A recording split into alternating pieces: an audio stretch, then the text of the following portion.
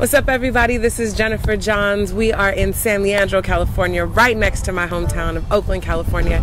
And I'm hanging out with a friend of mine, general manager of Dig Deep Farms, Hank Herrera, and we're gonna learn about what's going on here at this beautiful urban farm. Actually, I got started in the community food security movement and the food justice movement 20 years ago this year. We're a social enterprise and project of the Alameda County Deputy Sheriff's Activities League, which is a private not-for-profit closely allied with the Sheriff's Office. How exactly does urban agriculture affect violence prevention? Through job creation. If people have jobs, they're not so likely to be doing other things. If people have jobs in an enterprise that they have an ownership stake in, then they're likely to want to continue to grow this enterprise that's theirs and make sure it keeps working. How do you see Dig Deep growing? What would you like to do to grow this space? We see expanding our production capacity in this area. We have 9 acres now. We have a 150 tree orchard. We grow a lot of vegetables. We want to expand our growing capacity. We've had a lot of blessings. One of them is a private landowner's committed 35 acres of land, rangeland, for us to use. And we want to start raising our own livestock, sheep, goats, chickens. The county's basically given us a 4-acre site up on the hill. It's going to become an aggregation and distribution center for us.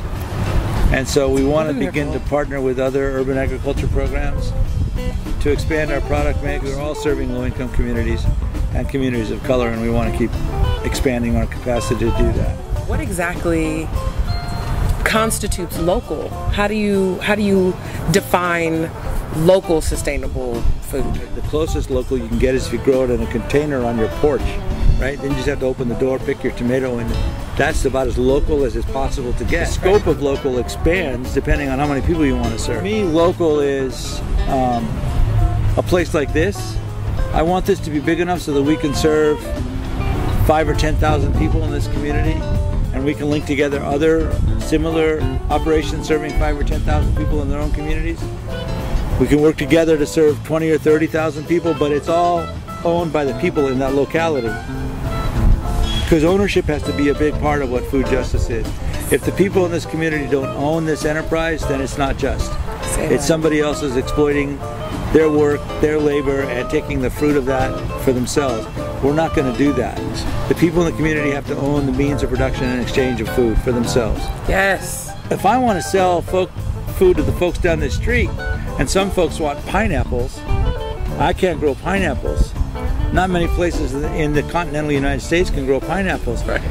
I want to go to the closest source of pineapples and buy them for my grocery mix. That's local. So to me, a local has very elastic boundaries. As much as we can produce for ourselves, that's the best. My name is Hank Herrera. We're at Dig Deep Farms. Go live.